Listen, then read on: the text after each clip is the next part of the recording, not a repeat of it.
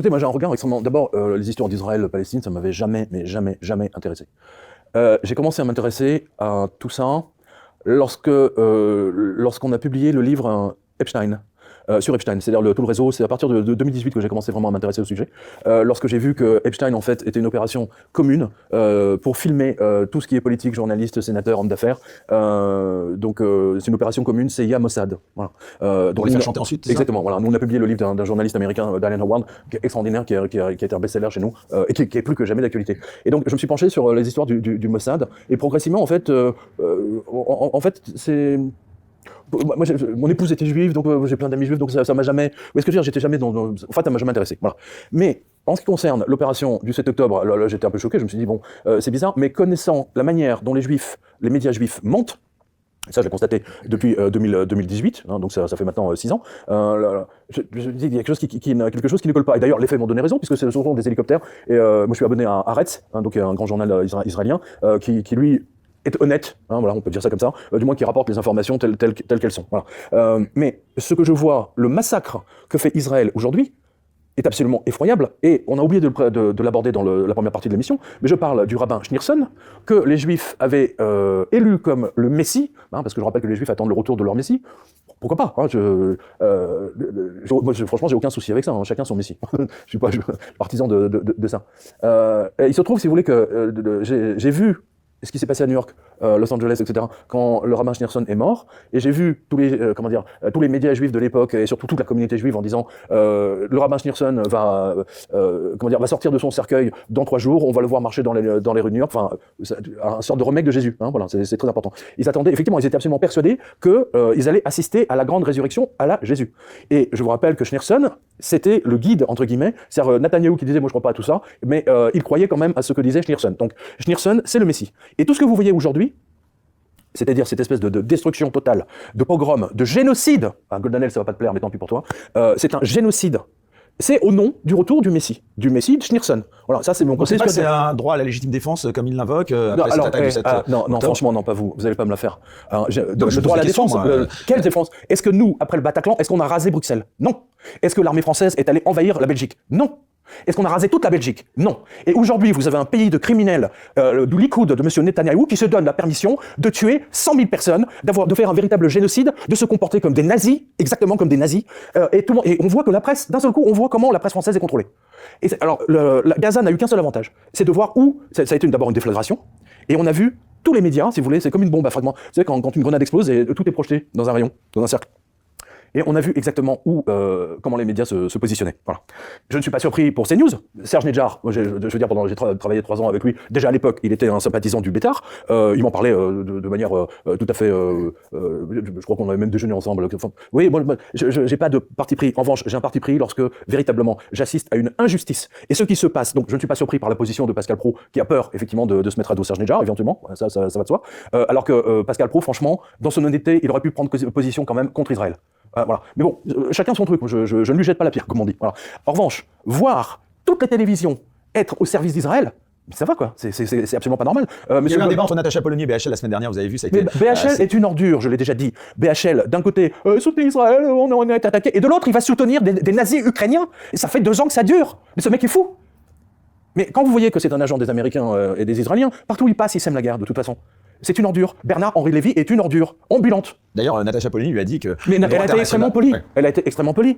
Je le dis à nouveau à nos spectateurs. Est-ce qu'on a rasé Bruxelles après le Bataclan? Non. Donc c'est un crime contre l'humanité selon vous? Mais total. On est exactement là, c'est le 3e Reich. C'est le 3e Reich de M. Netanyahou et du Likoud. Et encore, vous n'avez pas vu les déclarations de son ministre de la Défense. Ah ouh. Alors là, les Palestiniens, ce sont des chiens, des sous-hommes. On est de retour avec les nazis, vous savez, la race aryenne supérieure. Nous, on est élus de Dieu. Non, t'es pas un élu de Dieu, espèce d'abruti. T'es pas Babylone. T'as perdu Babylone. Non, mais il faut peut-être rappeler l'historique, c'est dans l'Ancien Testament. Hein. Les mecs, vous savez, oui, hein, c'est un cadastre, la Bible, pour eux. Non, en fait, ils veulent... Vous savez, il y a un livre, il y a Howard Bloom, qui est juif d'ailleurs, que je considère comme être l'un des plus grands écrivains vivants actuellement, qui a écrit Le Principe de Lucifer et qui a plusieurs chapitres là-dessus. Du besoin d'un ennemi, on a besoin de se fabriquer un ennemi, ou de prendre une cause, par exemple le 7 octobre, pour rafler tous ces biens immobiliers. Parce que derrière tout ça, c'est de l'immobilier. On prend le contrôle des terres. Voilà, là, pour ceux que le principe de Lucifer de Howard Bloom, tome 1 et tome 2, mais surtout le tome 1. Pour moi, c'est l'un des plus grands livres jamais écrits. Voilà. Pour moi, je l'ai déjà dit, ça fait partie du top 3-4 des 10 ou 15 000 livres que j'ai pu lire dans ma vie. Le principe de Lucifer. Bloom a tout dit. Il a tout dit, il a été extrêmement clair. C'est d'une intelligence phénoménale. Et ce que vous voyez là aujourd'hui, à Gaza et Israël, c'est le principe de Lucifer en action. Littéralement. C'est du vol immobilier pur et simple. C'est comme l'Irlande, les Irlandais protestants versus Irlande catholique, on leur vole leurs terres, on leur vole leurs biens, on saisit leurs comptes.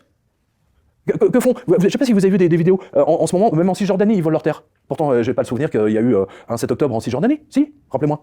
Non, voilà, c'est tout. Sincèrement, je vous dis, moi j'ai jamais été, ça m'avait jamais intéressé, mais là, franchement, trop, c'est trop. Cette espèce de nous sommes supérieurs et vous êtes des merdes, vous y compris, moi y compris, mais parce que nous sommes juifs, ça va, on arrête. Non, mais c'est bon, quoi. L'appel du Conseil de sécurité de l'ONU à un cessez-le-feu, c'est plutôt une bonne chose, d'après vous? Mais attendez, l'ONU, c'est une machine sans couilles, donc ils peuvent faire toutes les déclarations qu'ils veulent, Netanyahou, ça soit dessus. C'est du bullshit. Qu'est-ce qui s'est passé quand ils ont bombardé Belgrade? Il y a eu un accord de l'ONU, non? Mais comme c'était les Américains, personne n'a rien dit. Mais pardon, Pierre, ce qui s'est passé aussi le 7 octobre, ne sert à rien. Alors c'est vrai, maintenant vous avez à juste titre, et on peut être d'accord, et encore une fois, moi d'abord je vous pose des questions tout à l'heure quand je vous disais justement que la légitime défense était invoquée, c'est pas moi qui le disais, c'était non, j'ai pas compris. Dis ça. Non mais j'ai vu Bernard, j'ai vu BHL. Mais il y a beaucoup de gens ils ont des cabinets arrête. Non, il y a beaucoup de gens qui peuvent aussi se dire maintenant, et ça veut pas dire que dénoncer ce qu'on considère être un crime avec ce qui se passe à Gaza. Mais ça fait 70 ans qu'Israël fait des crimes sur les Palestiniens. Ça va? Rappelez-vous l'intifada, ça a commencé dans les années 80. Yves Mourouzi faisait des directs sur l'intifada. Yves Mourouzi, vous vous rendez compte? Quel âge avez-vous? 14 ans? 15 ans? Ouais, voilà, très bien. Voilà. Donc, c'est pas nouveau. Sauf que maintenant, avec les réseaux sociaux, ça change la donne. On assiste à un véritable génocide, un pogrom en direct live. Ça n'a jamais existé dans l'histoire de l'humanité. Voilà. Et encore, on a des médias qui sont aux ordres. Vous contestez pas ce qui s'est passé le 7 octobre non plus, quand même. J'en ai rien à foutre de ce qui s'est passé le 7 octobre. Le 7 octobre, c'est une des attaques. Mais combien de fois Israël a fait des 7 octobre dans l'autre sens depuis 70 ans? 50 fois? 100 fois? 200 fois? 1000 fois? Donc à un moment donné, c'est normal que les gens s'énervent. À un moment donné, c'est normal que les gens se disent bon maintenant il y en a marre, c'est le tout pour le tout. C'est normal. Voilà, c'est tout ce que je peux vous dire. Donc les discussions autour du qualificatif Hamas, mouvement de terrorisme. Israël est le résultat d'un vol, déjà à la base. C'est un vol des terres. Lord Rothschild a littéralement payé la totalité de la Chambre des députés anglais pour que les accords soient faits et soient signés par l'Angleterre. Mais quand ils ont littéralement volé les terres aux Palestiniens. Alors on peut reprocher effectivement aux Palestiniens et aux Arabes d'avoir été nuls, archi nuls. Alors ça, vous avez raison, ils sont nuls, archi nuls, ils n'ont même pas été foutus d'organiser leur propre défense. Même aujourd'hui, est-ce que vous voyez la Turquie s'énerver? Est-ce que vous voyez l'Iran s'énerver pour venir à la défense des Palestiniens? Non, ils n'en ont rien à foutre parce que les Palestiniens sont des fouteurs de merde par définition. On a vu ce qui s'est passé au Liban par exemple, et la manière dont ils ont détruit le Liban. Voilà, c'est tout. Donc l'Égypte ne veut pas voir les Palestiniens débarquer chez eux parce qu'ils n'ont pas envie de se retaper un Liban bis. Mais il y a de l'humanité en moi. Et je pense de vous et de nos spectateurs. Quand vous dites que vous avez rien à foutre de ce qui s'est passé le 7 octobre, non, mais arrêtez de mettre 20 morts d'un côté et d'en mettre 100 000 de l'autre. Excusez-moi, mais il y a un sérieux problème. C'est pour ça que je vous dis le 7 octobre. Attendez, les Israéliens l'ont fait 1000 fois depuis 70 ans. Oh, monsieur, il m'a blessé. Mais ça fait 70 ans que tu les blesses. Les gens oublient ça. Mais tous les sionistes, en fait, se servent de ça. Non, ça fait 70 ans qu'ils les humilient. Ça fait 70 ans. Regardez de cette façon-là, avec des crimes, des éventrations, des viols. Évidemment. Mais qu'est-ce que vous croyez? Vous croyez que c'est des enfants de cœur, de part et d'autre? Sabra et Shatila, ça vous rappelle quelque chose, par exemple? C'était là aussi, il y avait les Israéliens. C'était très, très intéressant, d'ailleurs. Voilà, je le rappelle. Non, mais après tout, finalement, condamner ce qui s'est passé avant, est-ce que c'est interdit de condamner ce qui s'est passé attendez, mais vous me demandez de condamner le 7 octobre. Alors, sur le coup, le 7 octobre, le 8 octobre, je vous dis oui, évidemment. Le 8 octobre, je vous dis, évidemment, on condamne. Mais quand on voit ce qui se passe après, là, je condamne plus du tout. Voilà, c'est tout. J'estime, si vous voulez, qu'à cause du 7 octobre, Israël est devenu un État purement criminel, génocidaire. C'est tout. Et que je ne peux pas accepter, si vous voulez, ils ont rasé 70... Non, mais quand je vois les images, chaque jour, de tous ces enfants, de ces petites filles, des gars, mais c'est monstrueux. Israël est plus monstrueux que les Palestiniens. Avant, c'était dent pour dent. Là, c'est une dent pour une mâchoire. Que dis-je, hein, c'est la totale. Israël, mais vous savez, c'est très freudien. Hein. Tout à l'heure, on parlait de Freud, mais c'est très freudien ce qui se passe. C'est-à-dire qu'en fait, ils sont en train de, Freud a toujours dit, les traumas de l'enfance, vous allez les répéter adultes, sans le savoir, vous allez les répéter à l'infini. Et c'est exactement ce que fait Israël en ce moment. C'est-à-dire le trauma, si vous voulez, du troisième Reich, de toutes les chambres à gaz, etc. Là, le massacre des Juifs, ils le refont sur le massacre des Palestiniens, tout simplement. Et tout ça à cause du Messie, M. Schneerson, que M. Netanyahou et son équipe, ils attendent son retour. Hein, parce qu'ils ont eu un blanc-seing, comme on dit, pour raser Gaza. C'est-à-dire qu'ils vont prendre le contrôle de Gaza afin de reconstruire le temple et tout quanti. Voilà, c'est ça.